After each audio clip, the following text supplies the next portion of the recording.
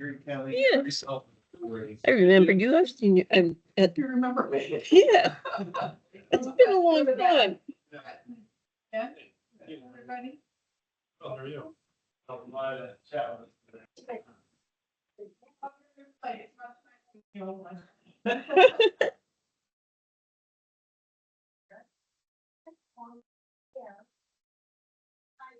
And Jeff's already up there. Oh, yeah.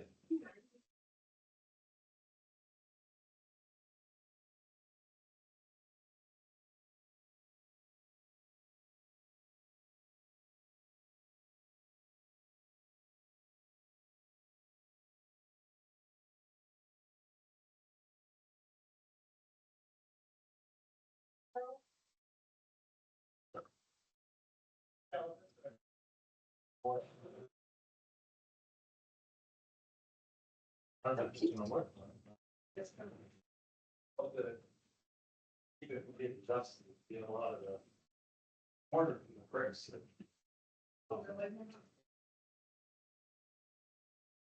All for that.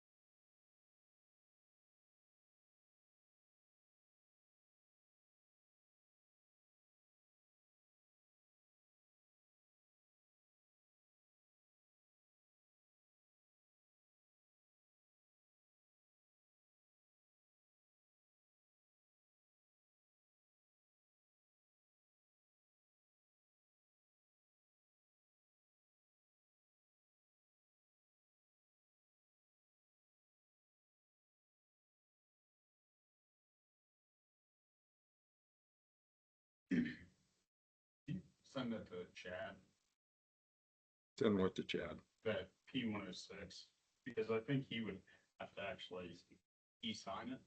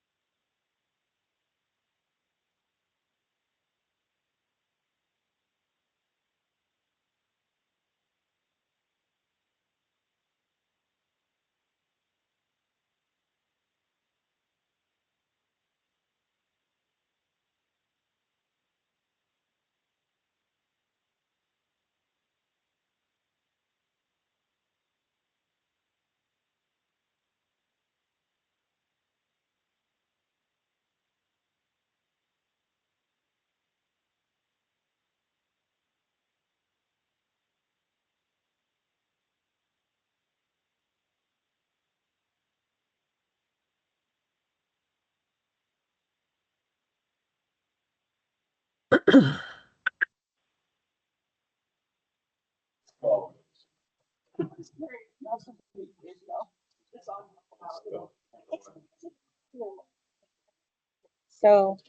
So the mic is on? it looks like it. Shit. Oh, my face. Oh, and you're swearing too. All right. Want to ask All right. people if they can. Let's go to Mike. Look at that. Yeah. See, it's saying Sony, so we want Al And the microphone. and this too. Somebody else talk so it doesn't look at me, please. Yeah. Those are the things that have to. Okay, so how do we go back to the screen share? Oh, perfect. Okay. All right. Okay, I know how to get a hold of you. All right. Okay. Oh, my goodness. Thank you for We that. have a quorum, so Technical whenever you're ready. assistance. Okay, we're gonna call the meeting to order with a pledge to our flags.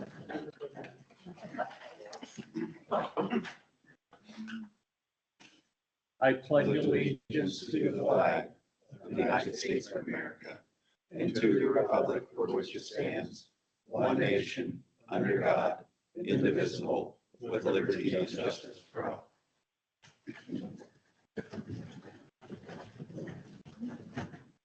Okay, it's 10:09. We'll call this meeting to order.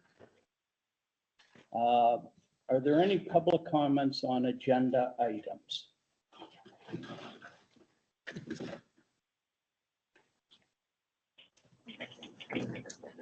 If none, election of chairperson and vice person for 2025, and we'll need to vote on that. Do I have any nominations? Can we open the floor for nomination? I'll make a nomination. I'd like to nominate Tim May as the chairperson. He's not here, so he's been our chair. Any second, Ron? Okay, is there anybody else for chairman? I'll take a vote. All those in favor? Aye. Aye. Vice chair for 2025. I'd like to nominate Mark Welka. I will second. Thank you. Is there anybody else? Me vice chair. Anybody else?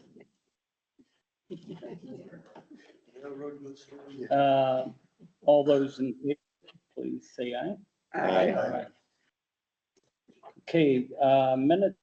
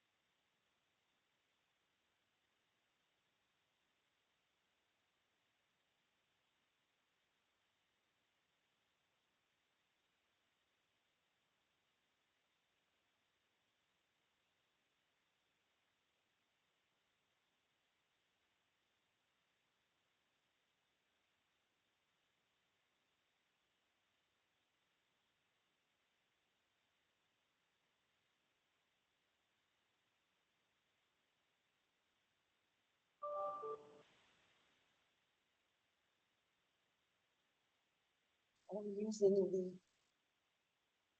Now. We're using the owl. Okay. Well, we're trying to use the owl.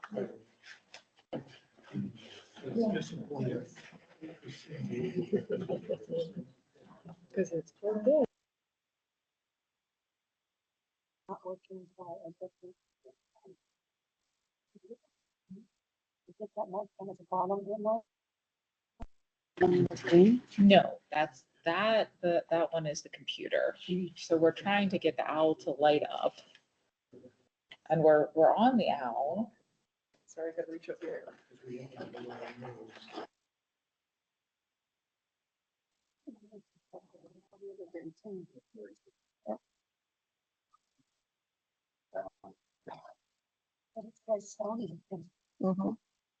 So she just unplugged it, that's why. So we have to wait till it comes back.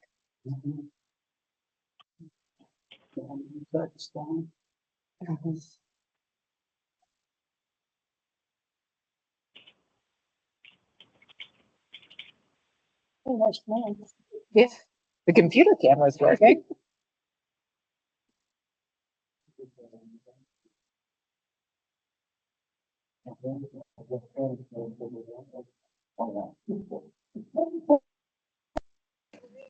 The owl has suited. Blinking.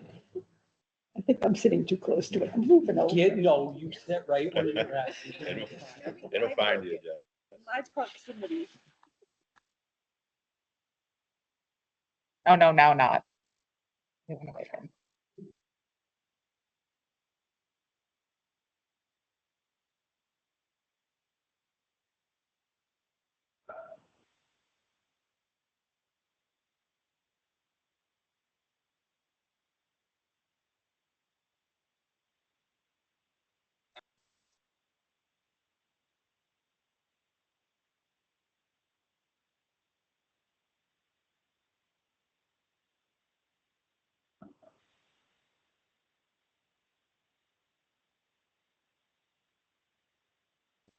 So. All right, let's see. Can anyone hear us online? Yes. Yes. Thank you. All right, I think. Good job. Don't go too far. Yeah. This is what happens. All right, Julia, are you online? Or did Yes, get can you hear me? Yes, we Yeah. can hear you. Yay. Okay, great. So I just wanted to touch on one action that was in the packet, from the administrative actions. And there were only a few this month anyway. But so I wanted to talk about administrative action number 2. And this was to defer the project to the TYP. And so $294,000 and $356,000 in federal BRIP funds were removed from federal fiscal year 2026 and 2027 from the construction phase of MPMS number 88472. And the funds were returned to the Erie Highway Bridge line item. And that was the only one I wanted to touch on, but if anyone has any questions.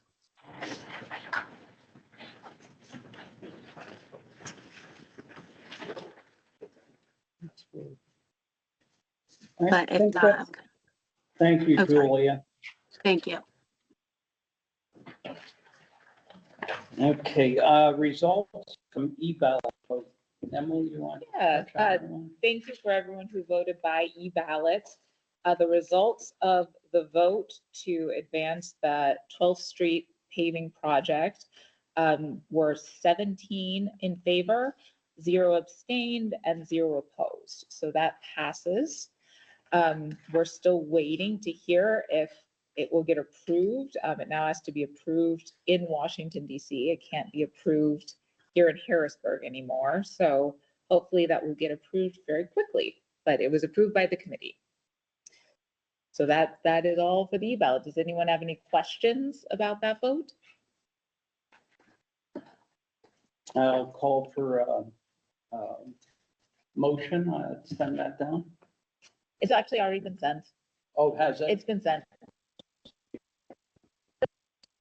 I think, sorry.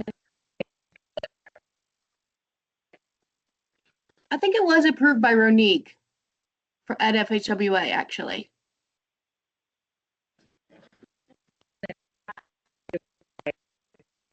Sorry, I'm having trouble hearing.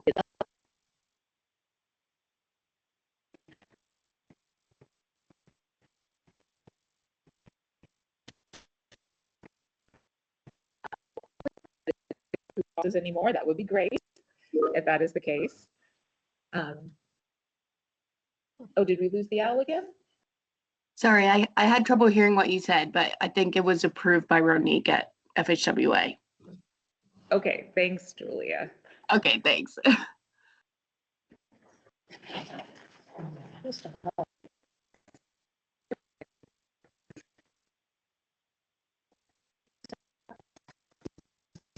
Yeah, ours. Because we were in trouble. Have you? All right, Danny, can you hear us online from EMPA? Yes, I can. Can you hear me? Yes, yes, we can hear you. Fantastic. Okay. Are we ready for the targets then? You were kind of cutting in and out a little bit there. Yes. Perfect. Okay. So I know at the last meeting I did discuss these. I will go over them again real quickly here though. So PennDOT likes to we are in the group asset management plan with all the Pennsylvania agencies that choose to opt into the group. Every year, these targets are revisited. Basically, it is to help us maintain our assets in a state of good repair. So the top chart that is EMTA's targets, they are the same as the statewide targets, but then the performances are obviously different. So I will use one of the rolling stocks, so the percentage of revenue vehicles that have met or exceeded their useful life benchmark. The goal was 28, our performance was 48. Unfortunately, that is due just to us having an antiquated fleet. So we are hoping to improve those numbers by next year. We do have 8 buses on order, and we have received 5 paratransit buses out of the 7 that are supposed to be coming in. So hopefully those will be increasingly getting better. So and below are just the statewide targets and the statewide performance and their differences. Does anyone have any questions on those numbers?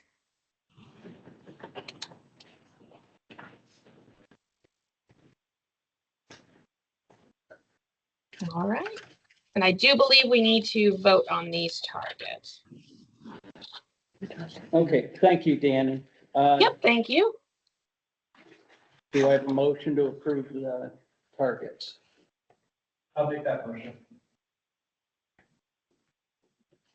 Do I have a second? I'll second. Okay, all those in favor? Aye. Aye. Opposed? Okay.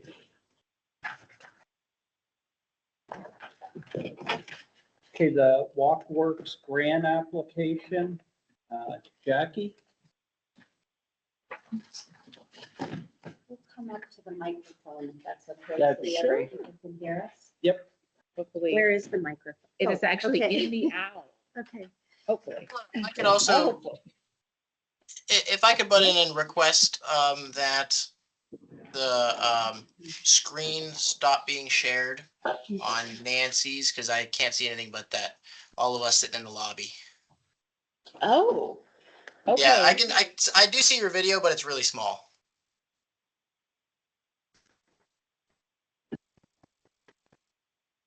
We're actually trying to share the meeting materials. We can see them here. Oh, then maybe it's the wrong screen being Let's see shared. if I'm not that works. sure. Yeah, I did. that's probably it. I figured you were showing things on the big projector there, but yeah, we were not seeing that.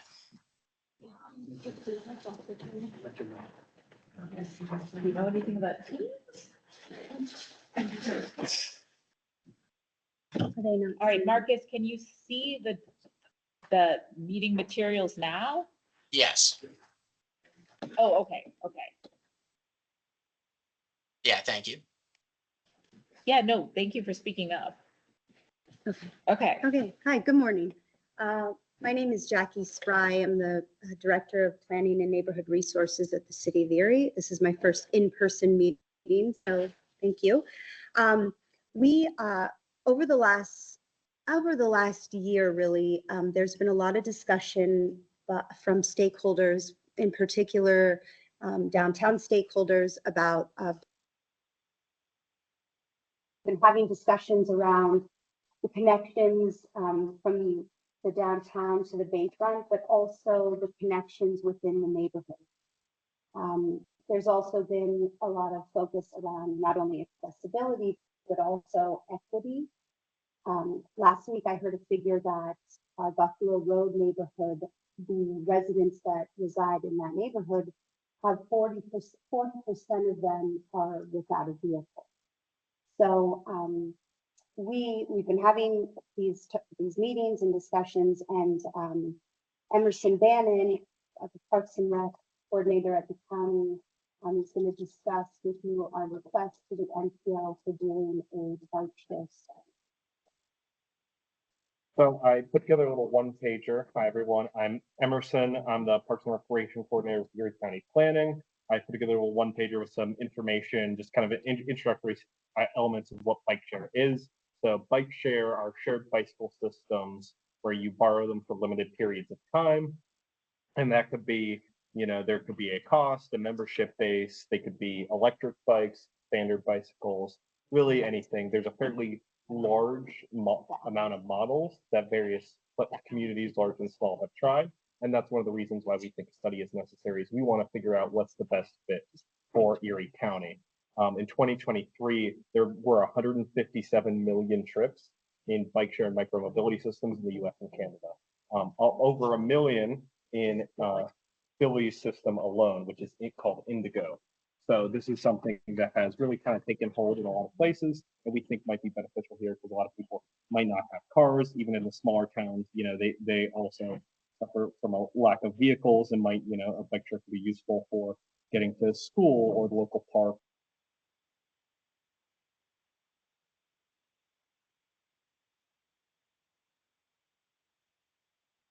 So are we taking questions, or is there anything else being said?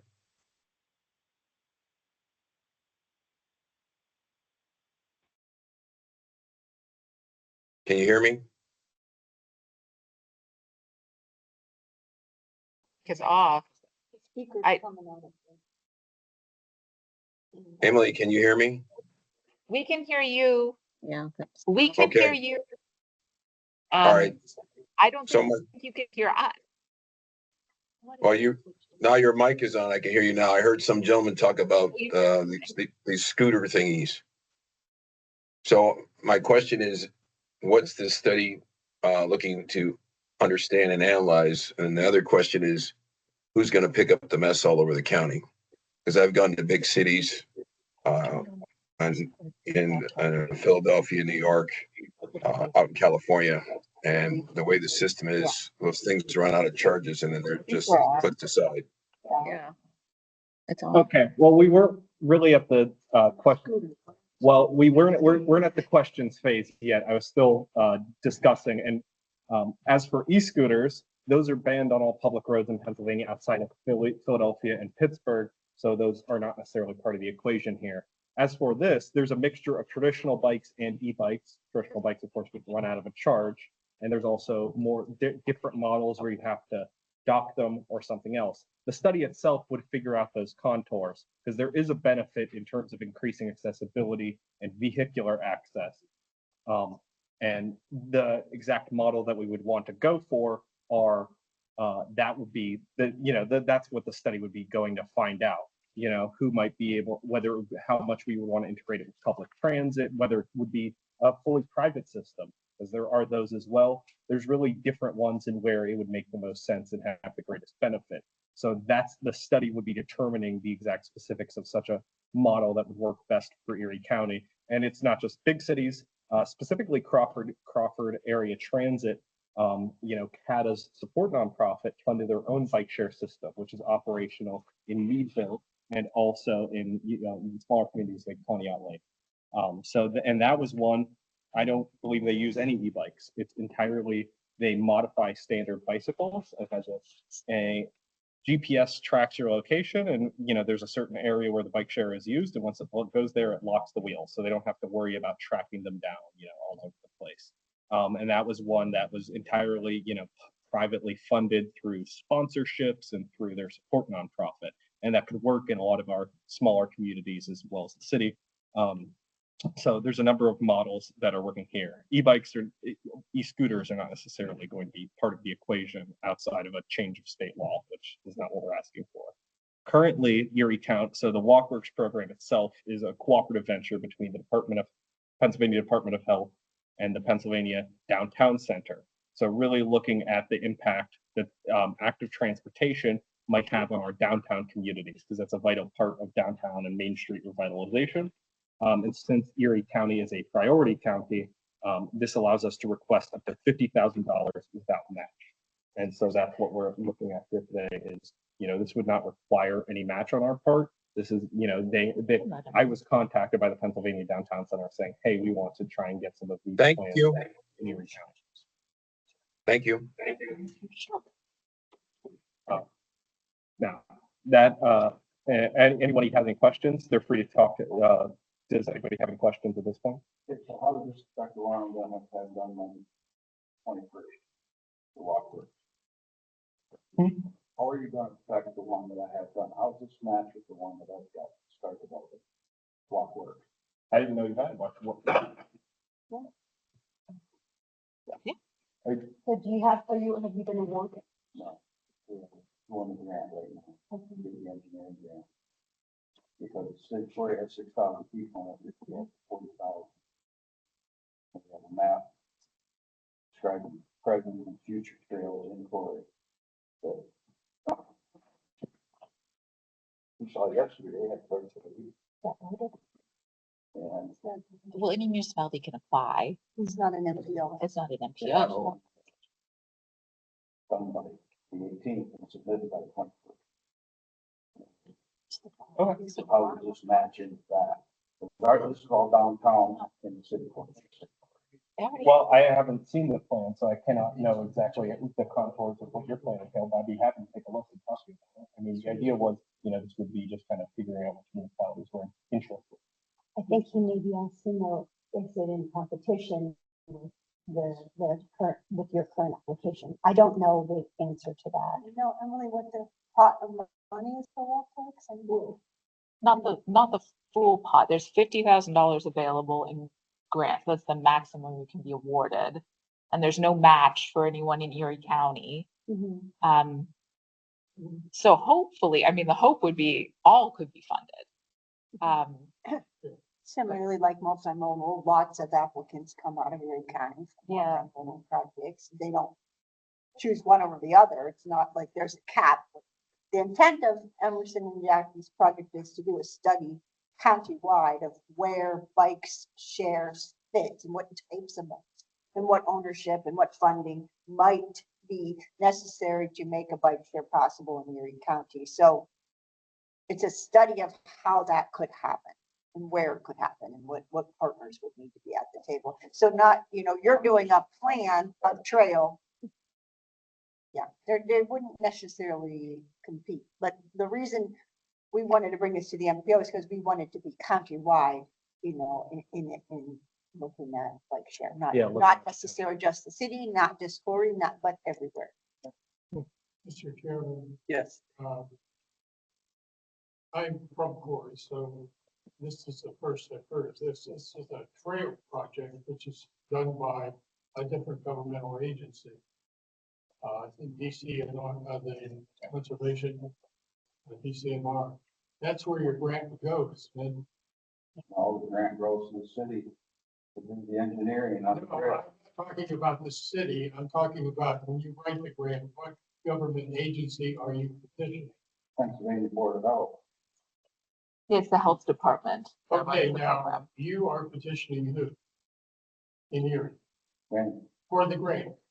I'm not petitioning. Now, what agency do you want to get the $50,000 from? The agency is the Pennsylvania Department of Health. That's the Okay, entity I just running the wanted to grant make sure program. that we're all on the same page. on who, where the grant's coming from. Yeah, it's a, Are coming out, a lot of it out of DCNR. Monies for the trail. There's several places, there's three different categories you can use in that grant if you have it in front of you. And we picked bike, walk, park. And it was done by the grant writer. Because I gave her the information we had, she pushed grant writer. So this would come out of that category of bike walk. Yeah. So, yes. Yes, but here, last templating it, this would come out of that same bucket, and then there is a competitiveness around it. I think. Ron? Going along with what Jessica said, has anybody at this point got together and said, we want a path that goes all the way around the county, we want a path that crisscrosses the county? Is anybody in line with, so that all these paths match and can be used where you could actually ride the county? And, 20, 30 years from now, whatever. But I'm just pointing out, you don't want to go to a dead end. You need to have a plan for the whole damn county. There is. There, County Executive Dog Pepper was very progressive in getting that together. There is a huge movement. There's actually committees and groups that are working on that particular aspect. Right now, you can bike from Corey to Clymer. There's only one roadblock in the city of Corey, a stretch which was blocked off. And there's no access to it right now, which is being worked on, hopefully. But the whole plan, there is a Pittsburgh to Erie plan, right? Well, we did, Erie County Planning did a Corey. Yeah, and, this is Dog Pepper. You get the Clymer, what I'm saying is this trail is going basically to Pittsburgh and on. We connected with Clymer because this is Dog Pepper, one of the Erie connections. Right. It's been working on that. And Corey's been working on their portions of the connection. Okay, what you're saying is Corey's working on it, this was working on it. Can I step in? I'm the trails coordinator here, so, yeah. Fine, so just let them talk. But it's just the fact that we all these work in concert together. I know, that is what I'm doing, respectfully. So my job, my title is Parks and Rec Coordinator, Parks, Recreation and Trails Coordinator, because my job is to coordinate and harmonize all the disparate plans and stakeholders and entities that we have in Erie County together. So one aspect of that is Erie to Corey. Another one I'm working on is finding that connection at Falcons Lane to Mile Zero to the Bayfront Bike Lane. So we are building out a countywide network, although there hasn't been a formal name on it or anything like that. We have been looking at ways to actually really connect the county and communities together. And that's terrific, and that's what I'm looking for. I just don't want it dead end. Yes, no, we're specifically looking to harmonize all these investments for the maximum impact to all of Erie County's residents. Or you can get land motion and a specific motion on each side. Speed assigned to Chinese Sea bicycle path in the United States.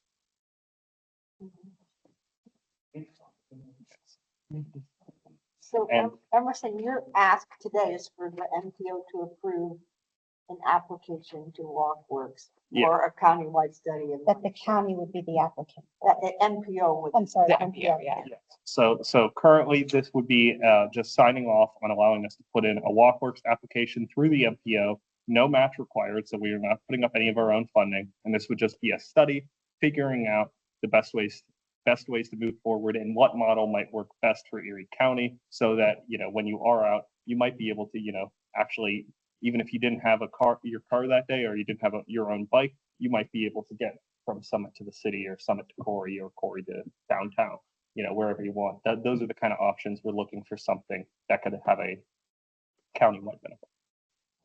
No match. Any other questions? I just have a quick question beyond the sponsorship. is the MPO being asked for any additional ongoing involvement with the stakeholders, or is it just sponsoring the application and it'll be managed out of the Erie County Office of Planning? The MPO is not being asked for any long-term involvement or resource investment, although if you guys would like to be involved, I'll also be happy to accommodate that. I work very closely with Emily on developing MPO on multimodal issues. I would pose a question. I move that we accept, we apply the MPO for the long term. Okay, I have a motion. Do I have a second? All those in favor? Aye. Thank you. Nice job. Okay, committees, Matt, is training course, Emily, if you want to touch on the local use. Yeah, the local use fee subcommittee met back in January to discuss the status of the bridges. The one that had a big status update was Himrod Road Bridge. That bridge went out to bid. It was about $6,000 higher than the estimate. And there was also a $33,000 Penelec utility charge that came out of it. So the TAC already voted to approve an increase in, let me just get down there, in $40,051 increase to Himrod Road Bridge in Waterford Township to And that was cover. for like a pole relocation. Yep. Or something. Some of it was for Penelec, yet to move an electric line off of the bridge and relocate it. And then about 6,391, that was Thomas Construction's bid over estimate. So that's how we got to the 40,051. Which is only a small amount over estimate, right? Yeah, it's actually, Total yeah. project. Total, is 1.8 million is the total project cost. So we would need a motion to approve this increase to Himrod Road Bridge with the local use fee. Do I have a motion? Bill's done it. Okay. I'll second. Okay, all those in favor? Aye. All right, the other thing that came out of the local use fee meeting was some updated guidance. So moving forward for new projects with the local use fee, the group discussed combining it with the Act 13 application process. So municipalities would apply to the MPO for these funds, which is very different than what has been happening so far, which is the MPO has been programming the fund based on a formula. So municipalities would apply, there would be a 5% match on all phases of the program. Currently there isn't, so this would add the 5% match. And it also would require a presentation to that subcommittee. So those are the really big changes that would happen with the program. If people would like more time to think about it, they can. Or if someone would like to make a motion to adopt this guidance, we can do it today as well. It will have to be adopted by this committee at some point. So is there any questions about the new guidance? It is in your packet, the whole new guidance, and what we had before was an Act 13 application separate from a $5 local use fee process. So we'll combine them into one process that an applicant can come in to apply for their bridge needs and do it in one place instead of in two different processes. Trying to make it more streamlined. Make a motion. So to see if we can influence. Couple of questions, I Yeah. guess. And I know we have folks on the committee helping, but I just didn't get a chance to ask them myself. But so there would be an application. Is there some criteria that was established then for, priority bridges? Is that how the applications would be reviewed and scored, sort of? Yeah, it would be the same as before. So if there are multiple applications, it would be detour length, average daily traffic, as well as condition. Okay. So the bridges would have, for the local use fee, they'd still have to be over the 20 feet. They'd have to be regularly inspected and in poor condition. So what we've been using so far. Okay. So hopefully we've taken care of most of the poor condition bridges, so there shouldn't be 20 applicants in 1 year is the hope. Will be identified through inspection process. Yes, yes, they'd all be regularly inspected. Yeah, that's a good, I just think that was a good, kind of, method or approach, and I'm glad that it's still part of it. And then the 5% match, what was some of the, I guess, discussion behind that? Any additional information on? Well, we have been kind of low on funds. We really programmed out funds through to 2027, 2028. 2028.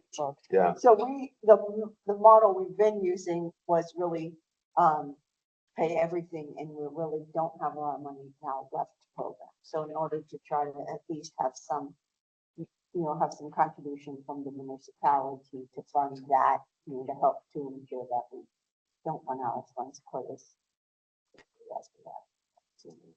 I think one of the other thoughts was it will be tied closer to the way we do local bridges using TIP funding. So both programs require 5% match. So there's not a benefit, it's the same investment on the part of the municipality. Okay, thanks. Mark, I'll make the motion. Okay, Ron, second? I will second. Any other questions? I've got an additional question. Yeah. And probably I could have talked to Courtney on the phone on the way here, but so the overruns and stuff that we talked about in the past, was that addressed as part of it? Is that within this? Yeah, so there's no maximum on the local use fee. What was discussed was having the municipality apply with their number, so it's their number, and then they can come back with, I think, 3 requests. I think it's 3 requests. Yeah, 3 requests for amendments. So if it does increase 3 times, you can come and ask for more money, but that there is a limit to that. So that's how it was addressed in the guidance. Okay. Thanks. Yeah. All those in favor? Aye.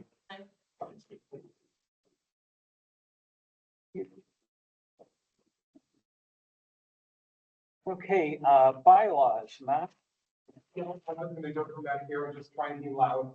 Couple of really quick updates. First, on the bylaws subcommittee, that committee's been meeting on a monthly basis. We just had our most recent meeting last Thursday. We finally made our first all the way through the bylaws with suggested changes. Those are under review by the subcommittee now for our next meeting that we're trying to schedule in April. Once we kind of have an idea of the updated language, then we can disperse that out to the committee as a whole for their review. I think next on the agenda after getting the language back is Jessica has indicated a desire to look at the membership and the way the membership is laid out and how seats are assigned. So that'll be our next task, but we wanted to go through the text first and then we talk about membership stuff. That's the update on the bylaw committee. Next is the long range transportation plan. We've had, I believe, 3 meetings so far. The last 2 meetings, the consultant, WRA, Scott Johnson Graves, has been present. At the most recent meeting, he got some final parameters for what data we're looking for and how we want to structure the plan. And we'll be reaching out, if he hasn't already, to the department to pull some data and get some things together. And I believe our next meeting is not scheduled until May, is that correct? Just to give him time to gather that before we sit back down. But that process is also moving forward. Thanks, Matt. Yeah. Any questions for Matt? Okay, thank you. Agency updates. Transit updates? Yeah, I've got 2 pieces of good news to share. One is that our retail space is 99.9% complete. And we're hoping to have tenants be moved in late spring. I can't, say, yeah, well, we do have a letter, we do have a letter of intent by one, and we're hoping to fill those out too. So that's two new, employers, that will be located in the lower level of our parking ramp on 14th Street. The second thing is that I finally have an almost hard date to begin our transportation development plan. So ideally, we're gonna hopefully have a kickoff event in the middle of April. And then, from there, it'll be about a 6+ month process. And the consultants will be doing an extreme amount of stakeholder input.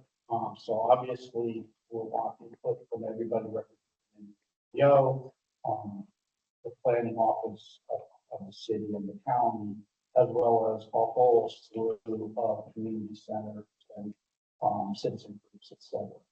And it'll all be done very transparently on an interactive website that anybody can log on to and see where the progress is and what different scenarios and options are being considered. So we're really excited about both of those. Any questions for Dave? Thanks, Dave. PennDOT District 1 updates, Tom? Yeah, good morning, everybody. Hope everybody got to take a look at our new newsletter. Should have been included with your packet this month. Again, looking forward to updating that, for the meetings in the future. That gives you a little sneak peek into our projects. Today, I just want to talk about our District 1 letting program. And again, letting is just the day we open bids. So these are projects that I'm going to go through here. We'll have a slide of each of them, just taking a look at what jobs we're going to open bids on this year. Some will be constructed this year. Obviously, the ones in the fall that we open bids will be constructed in 2026. So currently we've bid out 8 projects, $123 million of work in those 8 projects, but the big kahuna was down in Mercer County on I-80. Reconstruction, that was about 115 million of that 123. Remaining, we have 43 projects around the 90 to 100 million is what our estimates are right now. Scroll down. Oh, yeah. Sorry. Thank you. There we go. So again, Erie County, the Bayfront, just nice picture of what work got done there last fall. Got the access into the hospital so they can get deliveries during, our work that's headed on down there. So again, good mixture of paving and bridge projects. We spent a lot of time focusing on bridges over the years, and we still are going to do a lot of bridge work, but we've noticed the pavement conditions have lagged behind, so you'll see more paving projects. The numbers in parentheses, I believe, is what's for Erie County, again, to let the rest of the year. So getting started, this is what the slides will look like. This is Lake Pleasant Road, paving project from Route 8 the whole way down to the I-90 area. Opening bids here tomorrow on this, so looking forward to some good bids. 699 McKean Borough line to Interchange Road, another large paving project, almost 6 miles through Summit, McKean, Borough, and Township. Mill Creek.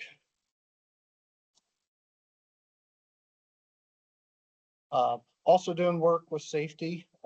This is part of our what we call TSMO, Transportation System Management Operations. PennDOT doesn't only just design, construct, and maintain highways, but we also operate them. And the way we do that is giving real-time information to motorists out there. So we're putting some message boards out in Fairview at that interchange, and then also on the other side of the county in Northeast. So we'll be letting those here at the end of the month. And you can access this information on our PA 511 network if you're interested to see road conditions and what's on the message boards. Another big paving project in Mill Creek Township this year from the state park south to actually the job is going to be paved to 12th Street, but the limits go the whole way to 26th Street to include some traffic signal work. We worked really well with the township on this one, trying to get this one out the door here very soon to advertise it for. It'll either be April 10th or April 17th for that one, but another one, that's another $5 to $7 million project. Some work gonna happen around Edinburgh. This is 699 paving from downtown out toward, what is it, Old State Road, thank you. Out to Old State, so that we're taking care of that area. That's in May. Working right after Memorial Day, and then again, Edinburgh heading out towards 79 on 6 through Angling Road in Washington Township. So Edinburgh's getting a lot of work this year. It'll be done before the fall. Oops, jumped one there. City of Erie, well, this is one of our local LFAR, local federal aid route paving projects. This is Port Access Road. I know we've been working with the city on this one, trying to get this one to the finish line. It has, I know, some concrete in there because of all the deliveries that come to the dock. So it's a little bit different scope, but you know, we're going to get this one, again, hoping to let it on April 10th. Yep. How long does a project like that last? It says what, it's starting July. It'll start after 4th of July. Yeah, I believe this one will be done by the end of the year. So let's say September, October. Because we do intercoastal cleanup, and that road is a big trash collecting area because of the flow of the way the wind and things like that. Right. So we usually do that in September. That's when we kind of plan that we're not working in a construction zone when we do our clean. Yeah, right now I know there isn't a detour established with this one, but there's, you know, they're going to be doing patching and things like that of that nature. So on a weekend cleaning up the garbage wouldn't be an interruption. I don't believe so from what I know about the project. And they do put dates and date restrictions in contracts. So if we know what weekend your cleanup's going to be, they could put something in that contract to make sure too. So get in touch with like me after the meeting. We'll make sure that happens for you. Thank you. Some other paving on the city of Erie, all the little streets in red. I'm not going to name them all, but a lot, again, paid for the local federal aid routes. Mill Creek Township's also getting into the mix here. This is where the Amazon distribution center is on 23rd Street. So that road's getting paved. Again, may let notice proceed end of July. Again, so they'll get this one done this year as well. Interstate ramp gates.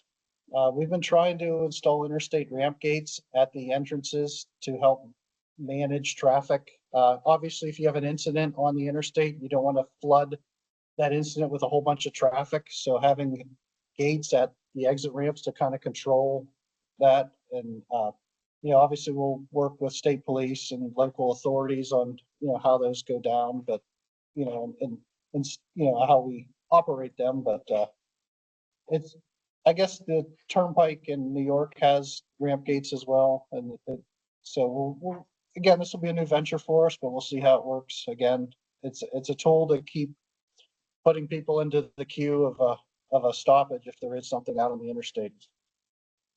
So the on ramps or the off ramps? On. Yeah.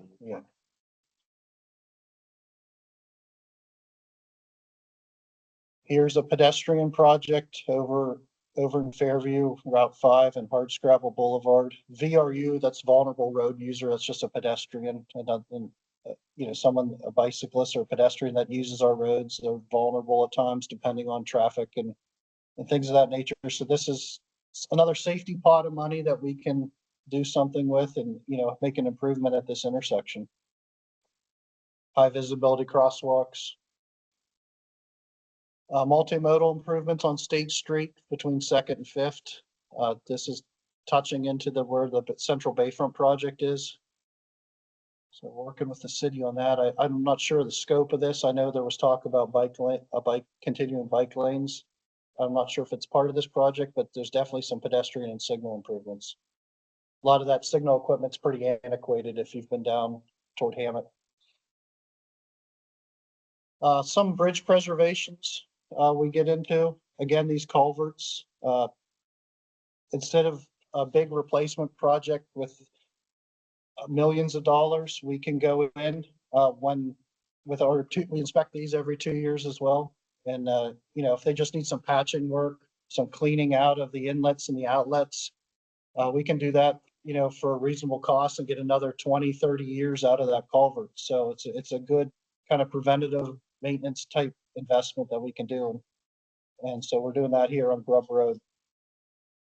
And also we're doing it over on 2018, looks like it's Elgin Road, Lovell Road, Elgin Road.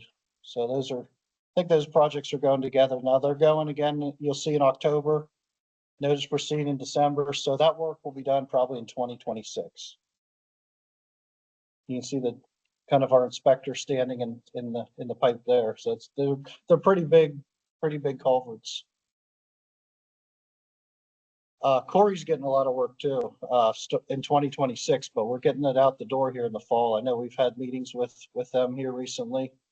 So this is some resurfacing right through downtown 426, some of the side roads, Washington Street and Center Street. And then also a companion project, 77 on the curve coming into town from the south. So again, a lot of work going on in Corey in 2026, but we'll get it out the door here in the fall, or really, in the fall this year. So just touch on our district-wide program. Sometimes we have district-wide programs, guide rail, drilling, things of that nature. But this year we have our reflective pavement markers that we're going to be replacing in certain curves and locations that we use them. So again, opening bids tomorrow on that. It's kind of a specialty thing. Usually we get pretty good bids on this kind of work too. But again, just to make curves and delineation safer for our motorists. So that's it for the overview of what we're going out to bid this year. If anybody has any questions on it. Actually, some pontoons and you'll find stone on some slippery areas. How about Yeah, that's what we call our high friction surface treatment. We use it on the curve here on 97 by the swamp there. Yeah, it works pretty good. It has about a 5 to 10 year service life. And again, it improves the skid numbers. We look where there's accidents of running off the road or slippery conditions. And that's a treatment that we can use, and it's a pretty good benefit cost to do that. And of course, if it saves one accident, it's worth it. So. Yeah, it lasts 5 to 10 years. There's nothing we want to put down if we're going to be paving the road the next year or two. But it is, I'm not saying it's a Band-Aid, because it does work and it does different things. Yep. Any other questions? I'll just add to Tom's presentation. He spoke, being design, these are the projects that mostly his team has, delivered, whether it's taken years or, multiple years or a year or two. And there's also, 15 or so projects that are still carried over from years past. So, that's a lot of what you'll see out there as far as construction goes this year. But things like he touched on, the Bayfront project, Depot Road, and a bunch of others are still in the works. Yeah. Thanks, John.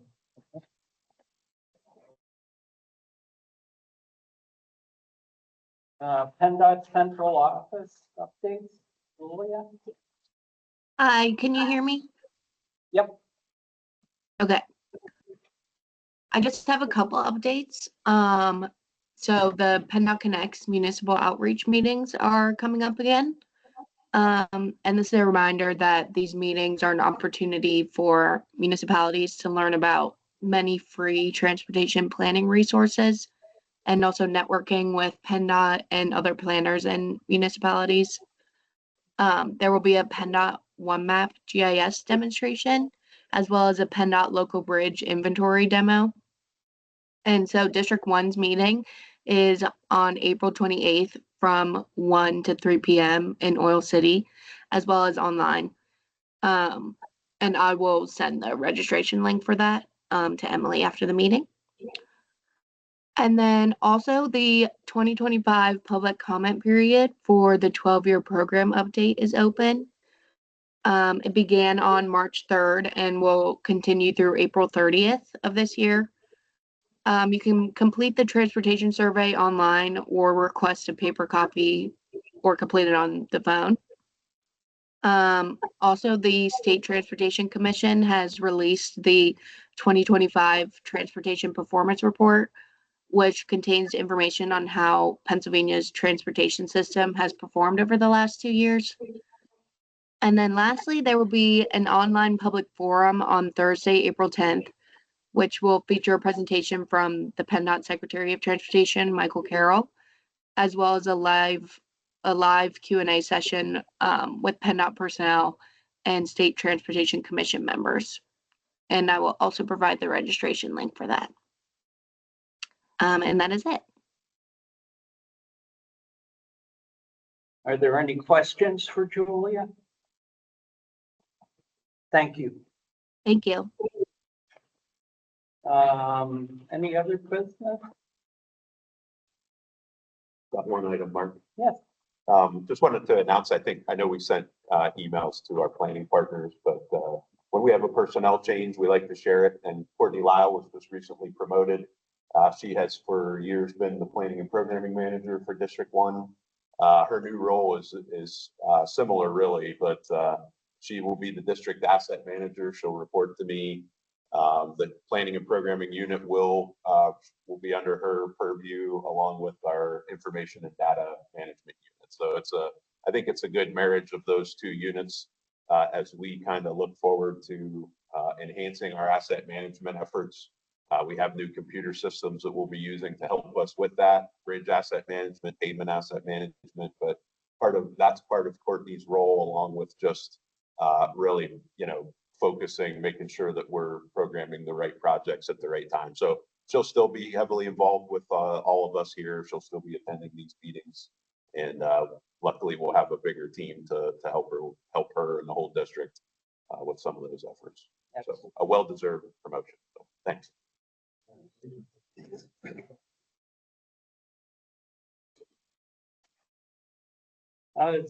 there any hearing from the public? Mr. Chairman, just a couple questions. Going into the 12-year plan, roundabouts are down in the conversation more and more. And it takes a long, long time to get around to that. How is that playing out within PennDOT's structure? I mean, are you discussing these? I'm talking about the regional and state level from the high point down to the local communities. Are you encouraging them to look at these options?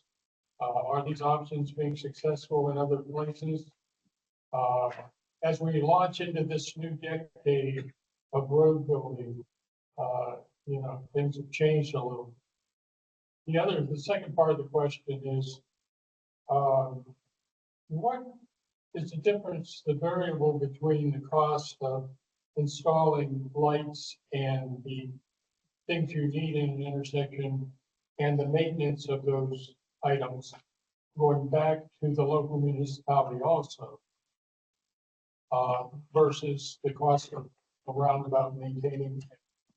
I know it probably obviously costs more to build the roundabout because of land acquisition, et cetera, but on the long term, is the municipality better off with multiple banks of lights or around? That's a lot of my questions. Good questions. Yeah. And Tom was the roundabout coordinator for a time, and we've got others here Ron's here. Sorry, Ron is our roundabout coordinator. Sorry, Ron. I'll just tell you from my perspective, I would say that, from a district perspective, there was a time probably 10 or 12 years ago that we were actively trying to kind of get the word out on them. It was a different process then because we didn't have any build in District 1 yet. And there weren't as nearly as many across the state. So we were really trying to market those for all the reasons that we know, why we know that they're a good option and have been successful, saving lives, moving traffic quicker and things like that. There hasn't been any kind of statewide direction to us as to whether to continue that or not. We just at a district decided that once we had a number of them kind of spread throughout the district, we didn't feel the same need to try to convince people or market them as much. So we're in a little bit more, my opinion is we're in a little bit more of a passive, stance with them. We're looking for the best locations for them, and it really helps. So when I say best, I mean that the safety numbers support them, that the traffic volume support them, but also we need local buy-in for them. It's going to be, I think, for me as the district executive, it's going to be a rare instance where we're going to try to force a roundabout on a community who is 100% against it. But as far as the maintenance and stuff goes, I mean, that, what you mentioned there is just one of the benefits that we see. There's a lot of municipal leaders in here. Maybe they could say differently. I'm just from a outsider's perspective, I would assume that I would rather maintain a roundabout than a traffic signal. But again, I can't say specifically. Jim's folks plow some roundabouts, right? So we got some, there's all different perspectives. That's just my answer. I don't know, Tom, Ron, Jim, you guys. Just to add in what Brian said, as part of every design now, we do an intersection evaluation if we're at an intersection, whether it's a roundabout, signal, or just a stop control. And we look at costs, including the future maintenance costs. That's all factored into our decision. And usually we can bring those numbers, whatever they are, to the municipality and get their thoughts too. We want to spend this much to maintain the lighting so that's all factored in now. I think we've made great strides. I think there's 13 roundabouts in District 1. We go to meetings now, we don't have to sell them. People ask for them. So we've come a long way in 15 years or so with roundabouts. Since the first one in Waterford, 2014. A great job. I can speak on behalf of Summit. Since our roundabout's gone in, people, it's a pleasure to drive through that intersection. Never had a call yet, for a problem. We've got 14 signalized intersections in Summit. My phone's always ringing, and, the new camera systems are awesome. But, with the salt mist, with the heavy fogs, with people driving without their lights on, my phone rings constantly. And the roundabout, I've never had a call. So it just flows. A lot of work, but well worth it. I mean, the sustainability is there. Yeah. Just one follow-up, and this is a great testimony. Bill, go ahead. The one in Platia there, you call it a Teardrop. teardrop. Yep. That one, we had our first problem with that here, I think it was 2 weeks ago. They had one of those especially large, extremely long, oversized loads, but it wasn't just an oversized load. I mean, that thing was long. He was down on the exit ramp coming up and across the other side. He couldn't make the turn, and they were jockeying back and forth. We had that thing closed for us, trying to get it through. So there might be something that you need to do with any regular semi just goes through there like it's nothing. Yeah. But when you get one of them big, long ones, it's got like 5 pieces to the semi that's going across. That was an issue. And I don't know how or what you could possibly do to make that a little different. I think the problem there is that it cannot be the routing of the truck. Probably, I mean, there was multiple accidents that it should be. We have permitted loads and we we know where the roundabouts are and say the largest size vehicle through it should be X, you know, depending on, so we do know as long as they can apply for a permit. Yeah, that was, that's my only comment. Otherwise, it's great. We loved it. Great. My follow-up question is, if a municipality or community wants to advocate a roundabout and get ready for the new decade of projects, what would you suggest the action that they take? My first suggestion would be for the long range plan update as that comes around, that they're very, very vocal and clear about that at that time. Every community in Erie will get a chance at that. So I think that's the best, probably the best bang for your buck, the easiest way to get in front of everybody. But there's always, I think, we have a process for the MPO that proposed projects can be presented here. But again, I would say, for something like that, it is excuse me, it's not like it's these ones where there's a grant program that's open and we need to, confirm on a timely basis. So I would still say the long range plan is the best way to go. You all agree? Yeah, I would say that too. Thanks. Okay, thank you. Anything else? Emily, is this when you want me to talk, Derek? Oh, that would be great. If you could give some updates on the airport, that would be lovely. In November, Breeze Airways started nonstop service between Erie and Orlando. In January, they started service to Tampa. It's been well received by the community. Today's flights, the Breeze flight just pulled into the gate, going back to Orlando with 99% capacity full, 136 out of 137. The Tampa flight this afternoon is at 96% full as well. And both flights on Saturday to Orlando and Tampa are at 91%. The Tampa service is seasonal. It ends the end of April. Orlando's year round. And we hope to have Tampa back next year, as well as maybe an additional destination to Florida the next winter season. And American, it continues to do 3 weekly or daily flights to Charlotte, connections to the world.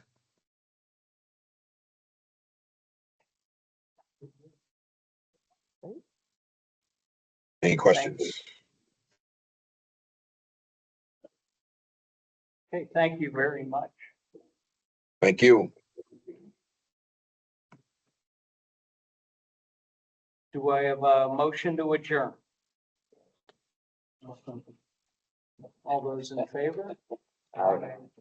Next meeting, May 14th, EMPA. Good job. And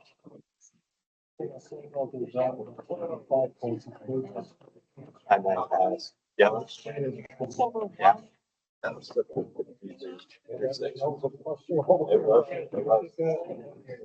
now it's just First on